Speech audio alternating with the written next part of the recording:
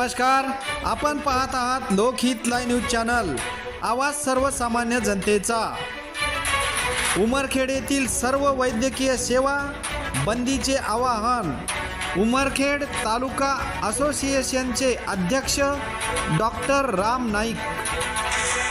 नमस्कार। उद्या दिनांक 17 ऑगस्ट 2024 रोजी मागील 2-3 दिवसापूर्वी झालेल्या कलकत्ता येथील जी घटना झाली आमच्या डॉक्टर भगिनी विरुद्ध अमानवीय अत्यंत क्रूर बलात्कार और नंतर त्याची हत्या या निषेधार्थ उद्या दिनांक 17 तारखेला राज्यव्यापी IMA जी डॉक्टरची संघटना आहे त्यांनी बंद पुकारलेला आहे वैद्यकीय सगळं कामकाज।